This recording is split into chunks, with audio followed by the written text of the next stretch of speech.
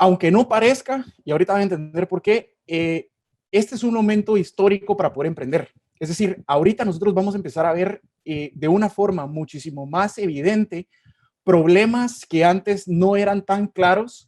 Inclusive el COVID, una de las, digamos, trajo un montón de desgracias, por supuesto, pero una de las cosas geniales que nos trajo es que aceleró los procesos tecnológicos 10 años. Es decir, un montón de negocios que de otra manera hoy no serían viables, digámoslo de esa manera, gracias al COVID, hoy son súper viables. Entonces vamos a tocar mucho ese tema. Nos va a tocar hacer una diferenciación entre lo que es un modelo de negocios tradicional con un go-to-market digital, vamos a ver qué es eso, versus un modelo de negocios que es netamente digital. Esto nos interesa porque inclusive hasta la forma en la que ustedes van a tener que levantar capital en un momento determinado cambia, las estrategias de crecimiento que van a tener que plantear cambia y obviamente no me va a dar tiempo de abarcar todo, entonces nos vamos a quedar únicamente con esos 3 grandes puntos que van a ser sumamente útiles para ustedes. ¿Qué son modelos de negocios? ¿Cuál es la diferencia entre un modelo de negocios tradicional con un go-to-market digital? ¿Y cuál es la diferencia con un modelo de negocios digital per se, que nace? ¿Cuáles son sus estrategias de financiamiento y sus estrategias de crecimiento? Los procesos más enriquecedores de aprendizaje arrancan con grandes preguntas. Entonces, de hecho, nosotros las presentaciones usualmente las arrancamos con una gran pregunta.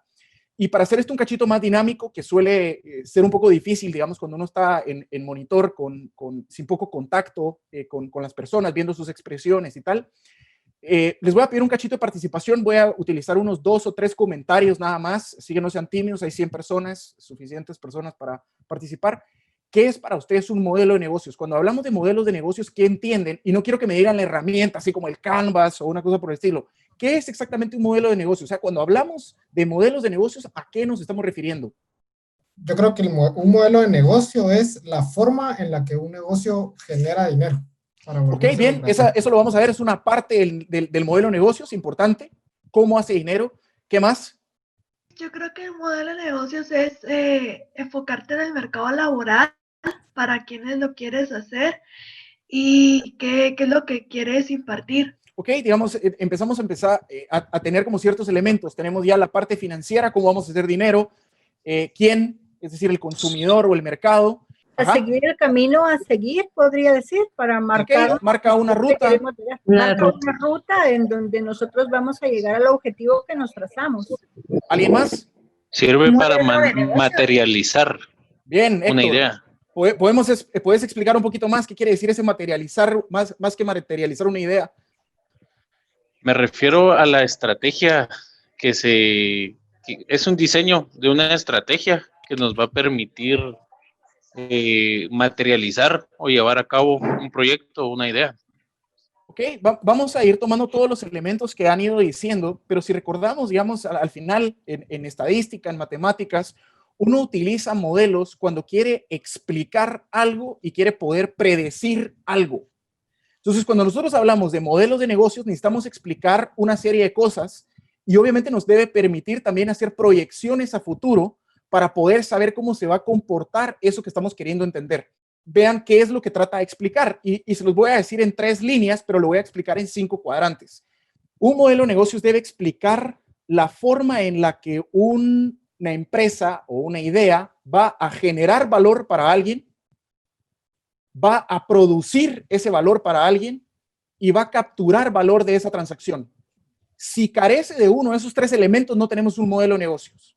¿Sí? Eso es importantísimo tenerlo en cuenta. Entonces, otra vez, ¿a quién le va a crear valor? ¿Sí? ¿Cómo va a crear ese valor? ¿Y cómo va a capturar valor de esa transacción? Entonces, eso es importantísimo.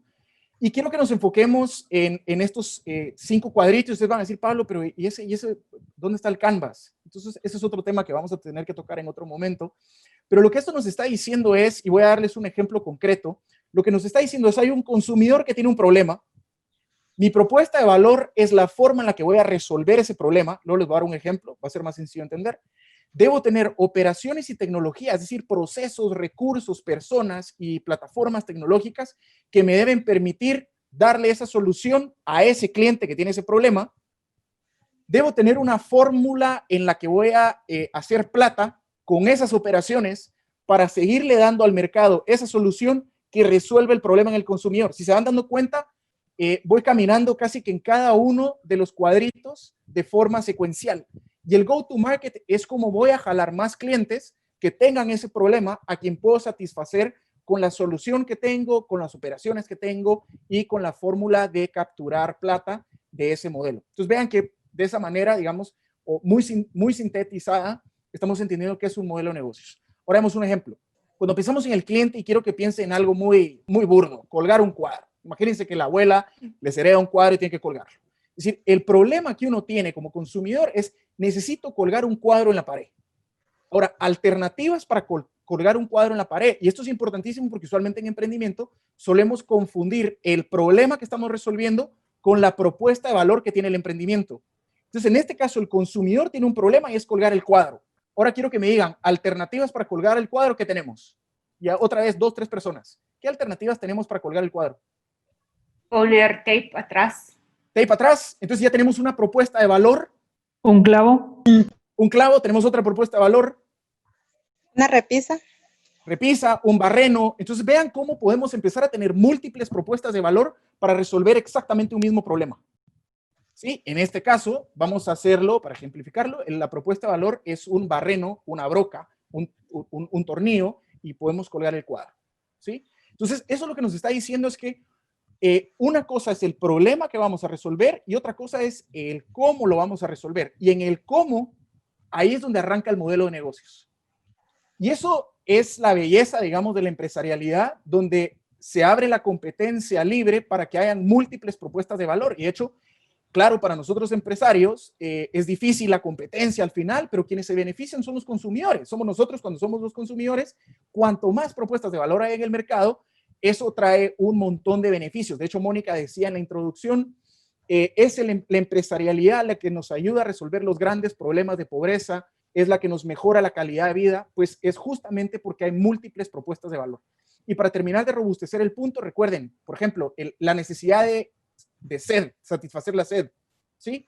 Es un problema, pero hay N cantidades de propuesta de valor que va desde lo más insaludable, que podría ser un agua carbonatada y azucarada, hasta lo más saludable, que es agua pura. Entonces, dentro de ese rango tenemos N cantidad de propuestas de valor. Ahora, ¿por qué esto es importantísimo? Porque la única forma en la que nosotros podemos explorar cuál propuesta de valor debemos proponerle al mercado es entendiendo realmente en profundidad el problema que tiene el consumidor. Entonces, el arte de poder hacer preguntas es importantísimo para definirlo, porque la propuesta de valor automáticamente va a alterar los recursos, los procesos, el tipo de talento que voy a tener que reclutar, inclusive el tipo de tecnología que voy a tener que utilizar. Entonces, si seguimos nuestra línea, ejemplo de colgar cuadros con barrenos, resulta que parte de los recursos que necesito es gente que sepa usar barrenos, las brocas, necesito tarugos, necesito tornillos. Es decir, eso va a modificar de alguna manera mis operaciones de una forma muy distinta a que si voy a montar una empresa que resuelve colgar cuadros con martillos y clavos. Entonces necesito personas que no tienen tanto nivel de competencia, digamos, de diferencia para usar un barreno versus usar un martillo. En esto comprar martillos son otros recursos, es bastante más barato. Entonces vemos que la propuesta de valor que nosotros vamos a sacar al mercado va a alterar nuestros procesos, nuestros recursos, nuestras personas, inclusive la tecnología que vamos a utilizar. Y eso va a estar amarrado a la forma en la que nosotros vamos a capturar valor.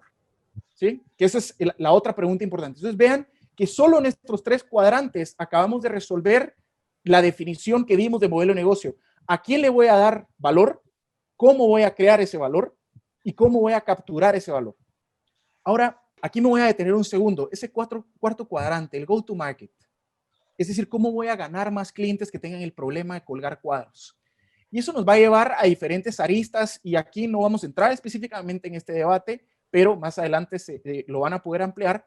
Tenemos 2 estrategias típicas, ¿sí? Y vamos a pensar en 2 modelos de negocios que requieren 2 estrategias totalmente diferentes. El go-to-market lo podemos empujar 100% por ventas o 100% por mercadeo. Por ejemplo, si nosotros somos una empresa que vende turbinas para aviones, ¿sí? Vamos a ser una empresa que esté empujada 100% por sus ventas. Es decir, ustedes nunca van a agarrar una revista, ¿sí? O van a ver una pancarta en la calle o volantes en un semáforo que entregue algo que tenga que ver con turbinas. Es decir, porque es un producto tan caro, tan especializado para una industria tan específica y que requiere un proceso de desarrollo tan complejo que no justifica bajo ningún punto $1 de mercadeo.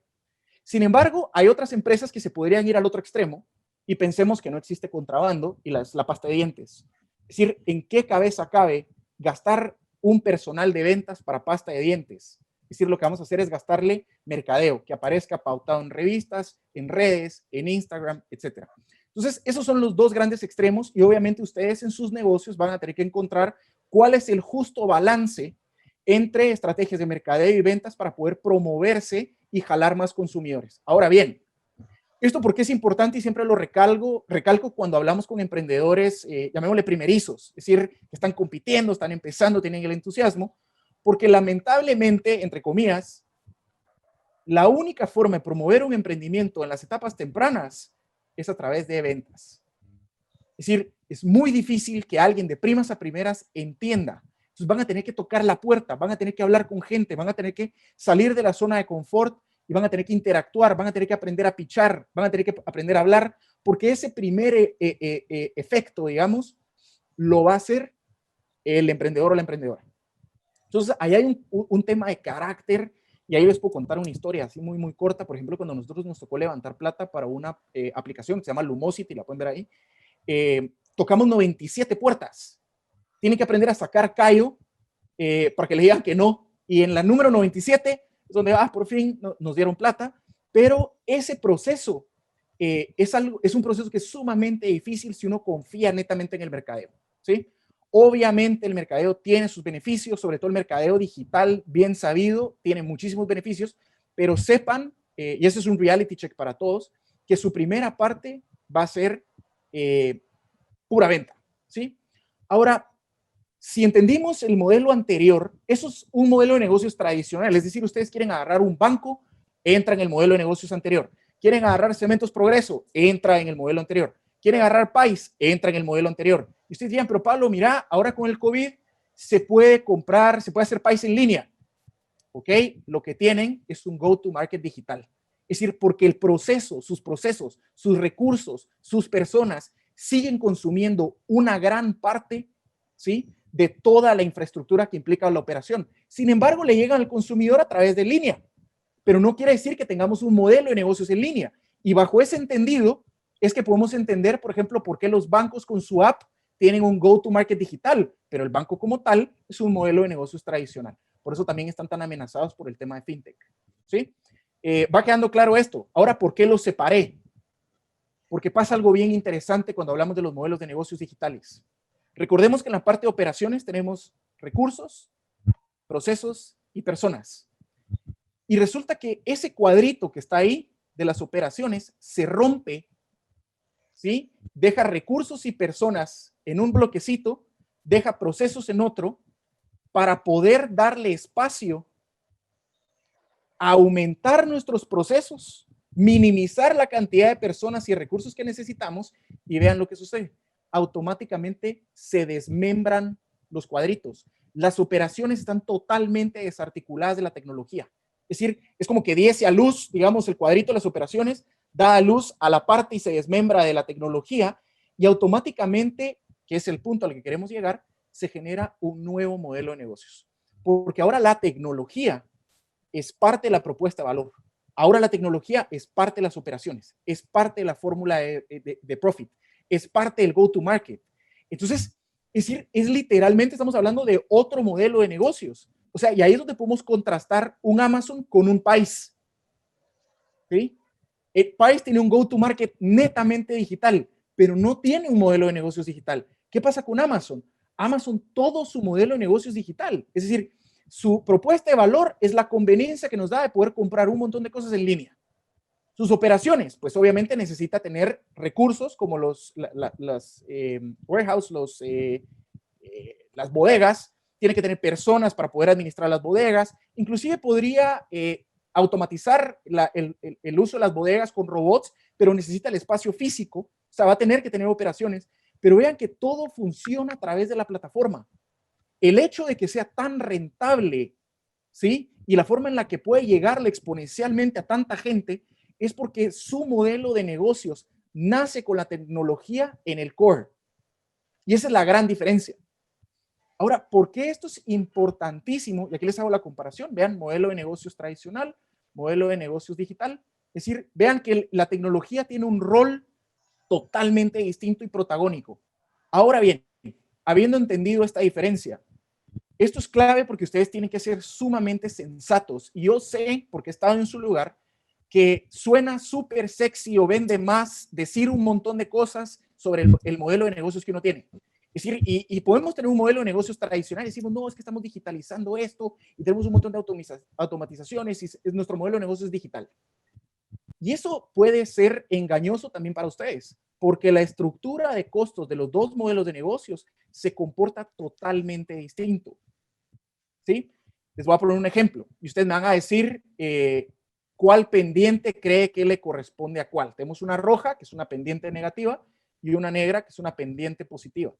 En el eje X tenemos el número de clientes y en el eje Y tenemos los costos fijos. Entonces pensemos, si nosotros somos una pizzería, ¿sí? Abrimos nuestro changarrito ahí en la zona 4 y en nuestro horno podemos hornear, digamos, 500 pizzas por día, es decir, 500 comensales, llamémoslo así. ¿Qué pasa cuando me empiecen a llegar 750 comensales? ¿Qué tengo que doblar? Los costos variables y te disminuyen los costos fijos. ¿Por qué me disminuyen los fijos y en el horno ya no me caben las pizzas? Tengo una capacidad máxima de 500. ¿Qué tengo que hacer?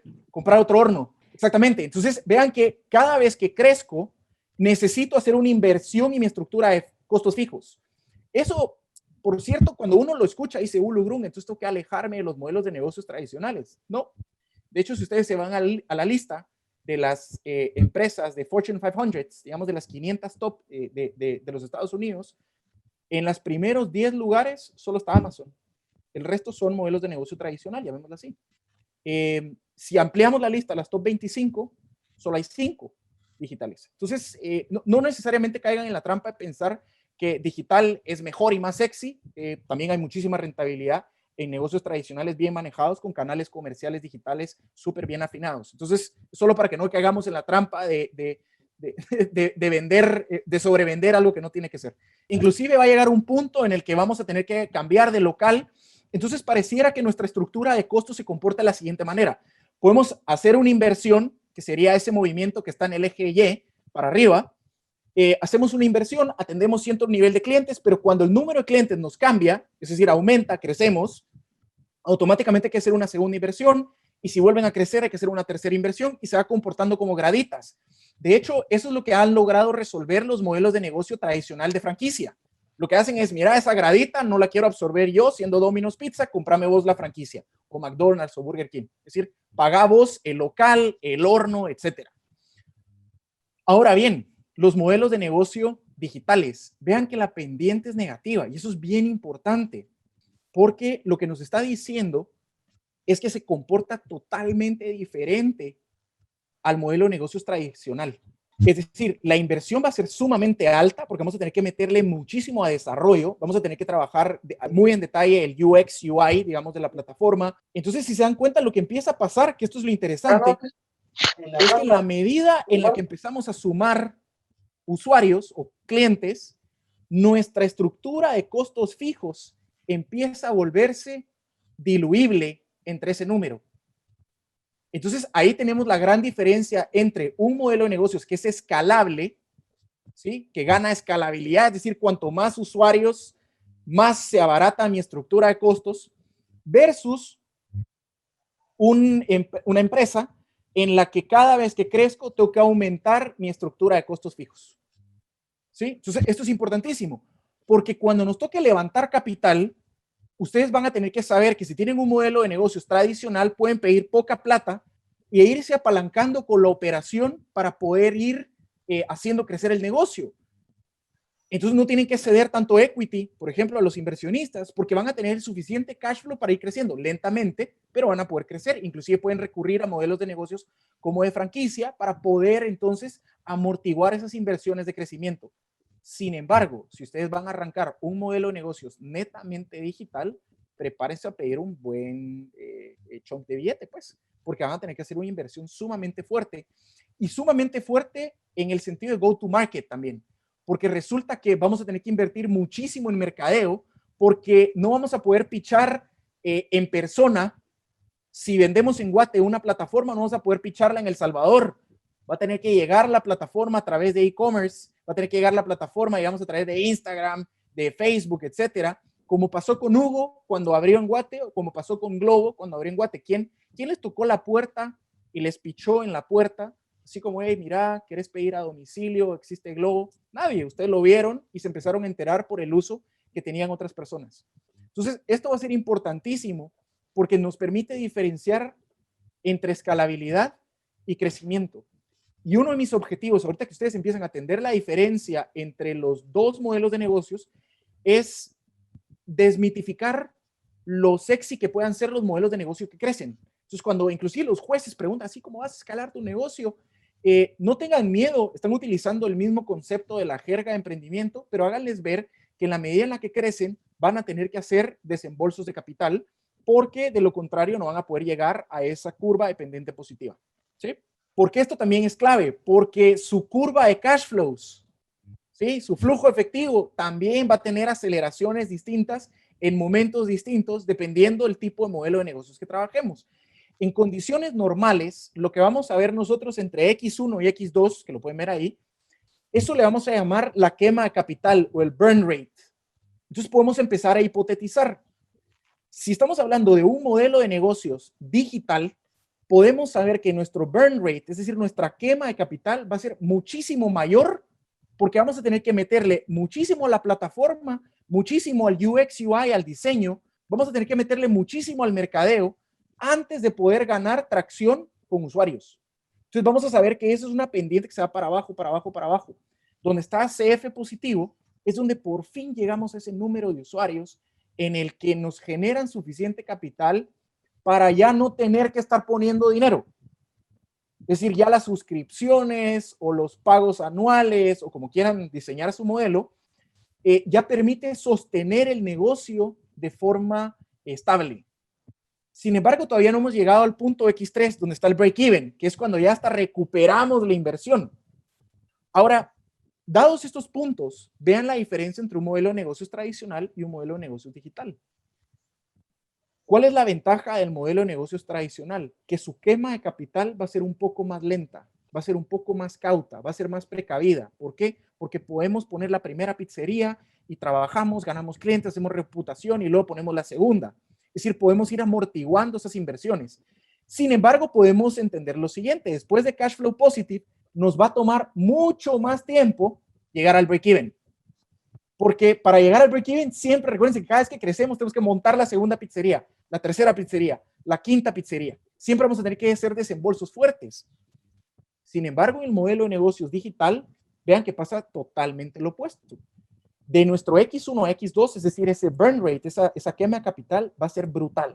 Vamos a hacer una quema de capital tenaz.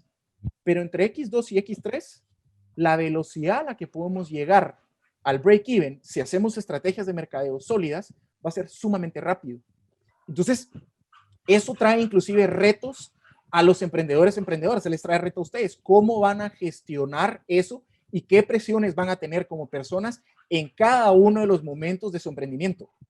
¿Sí? Eso les permite inclusive hacerse preguntas de ¿será que este emprendimiento es ad hoc a lo que espero yo de mi estilo de vida? ¿Es lo que me permite a mí realmente cumplir lo que he pensado? Porque sus presiones van a ser diferentes. Ahora bien, cuando hablamos de modelos de negocios digital, sepan en su presupuesto que a pesar que su estructura de costos fijos va a ir bajando y les va a permitir escalabilidad, en la medida en la que ustedes quieran crecer, su costo variable de mercadeo va a ir aumentando. O sea, para que tengan una estadística, casi el 60% de la plata que se levanta en Venture Capital para negocios digitales, la gran mayoría va para mercadeo. Entonces, vayan teniendo esto claro también, porque van a tener que ganar muchísimos usuarios y van a tener que hacer estrategias sumamente eficaces. ¿Y por qué se vuelve más caro? Porque cuanto más específico es el perfil de la persona que quiero llamar, automáticamente se vuelve más caro el lead en redes sociales. Es decir, si ustedes ponen, yo quiero llegarle a un mercado muy abierto, quiero personas entre los 20 y los 40, hombres y mujeres, su lead va a ser muchísimo más barato que si dicen quiero entre 25 y 30 hombres, mujeres, profesionales, con salarios entre tanto y tanto, con estabilidad laboral. Es decir, cuanto más criterios den, automáticamente se va a ir volviendo muchísimo más caro el atraer los leads. Y ahí es donde se vuelve importante monitorear ciertas métricas del go-to-market, que son el costo de adquisición del cliente, ¿sí? El tiempo que se va a quedar el cliente conmigo generándome dinero. Y ahorita les voy a poner un ejemplo para que eso sea más fácil de entender. ¿Y cuál es mi churn rate? ¿Cuál es el ritmo al que se me bajan usuarios de la plataforma? Por ejemplo, y esto es dato real, para Netflix, si ustedes tienen cuentas de Netflix, a ustedes le costaron $17 a Netflix. Pero en promedio una persona paga Netflix, digamos, a un ritmo de $10 mensuales, que es el plan de $9.99, alrededor de 4 años. Es decir, antes de 4 años no se baja de Netflix. Entonces imagínense lo rentable que eso es. Ustedes cuestan $20 casi, pero les van a generar alrededor de 48 pagos de $10. Ese es su tiempo de vida. ¿Ya? Entonces quiere decir que ellos no tienen que ser tan agresivos en su mercadeo, porque el tiempo de vida que ustedes se quedan es sumamente largo, ¿sí? Ahora, ¿por qué esto que estamos viendo es sumamente importante para el contexto en el que estamos hoy? Porque lo que esto nos ha venido a demostrar, o es lo que hablábamos al principio, ha venido a acelerar un montón de modelos de negocios que nosotros pensábamos tradicionales y que nunca iban a tener un go-to-market digital, ahora lo tienen. Vean los restaurantes. ¿Cuándo se hubiesen imaginado ustedes tener la experiencia de un restaurante digamos, de alta gama sin ir al restaurante? Ahora pueden pedir kits de Flor de Lis, o pueden pedir kits, por ejemplo, de acá, que es Débora Fadul, o Diego Telles, que son los dos de estos dos restaurantes.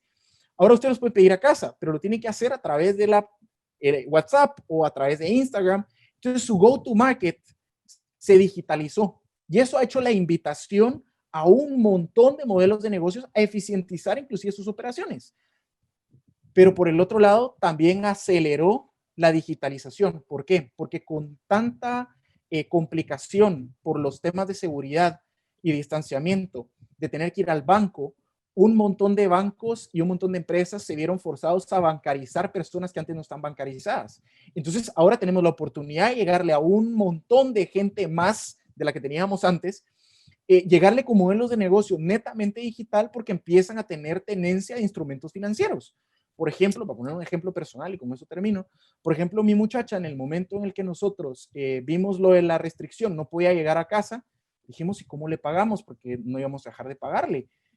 No podemos decirle que venga porque la ponemos en riesgo, tampoco podemos ir, nos ponemos en riesgo. Entonces fue, mire, Mariela, dame una caridad, por favor, va al banco a abrir una cuenta.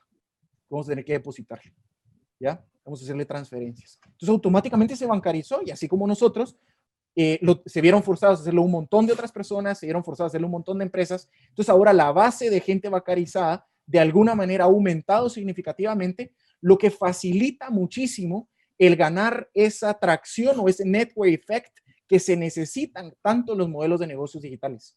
Entonces es el momento perfecto para poder entrarle a esto. ¿Y por qué les pongo un cisne negro? Porque si leen un libro, se lo recomiendo, se llama Black Swan, o sea, Cisne Negro, de Nassim Taleb. Lo que dice es que los modelos de negocios o las empresas deben buscar ser resilientes, deben tener la capacidad de sobrevivir no solo en situaciones de bonanza, sino también en total austeridad. Y la ventaja de los modelos de negocio es que tienen muchísimo más capacidad de sobrevivir, llamémosle así, en el desierto comercial que ha generado el COVID, que las empresas de modelos de negocios tradicionales, que tienen estructuras de costos fijos más grandes que tienen que alimentar. Entonces, inclusive en Venture Capital en Estados Unidos se está cambiando un criterio para levantar plata. Cada vez más los inversionistas están preguntándose le llaman negocios camellos en lugar de unicornios. No les está interesando tanto llegar a empresas que puedan crecer tan rápido al billón de dólares, sino empresas que tengan la capacidad de, con su modelo de negocios y su estructura de costos, poder mantenerse saludables hasta en crisis económicas como la que estamos viviendo actualmente. Entonces, con estas ideas, digamos que son 4 ideas súper simples, queríamos dejarlos para que se vayan muchísimo más picados con lo que sea que están haciendo, pero sobre todo que puedan alinear realmente su modelo de negocio, su estrategia comercial su modelo de negocio, a la cantidad de plata y a las etapas de levantar plata que tienen que tenerle, y sobre todo en cómo van a tener los retos de gestión, porque no es lo mismo crecer pasito a pasito que tener que levantar plata para crecer muchísimo eventualmente.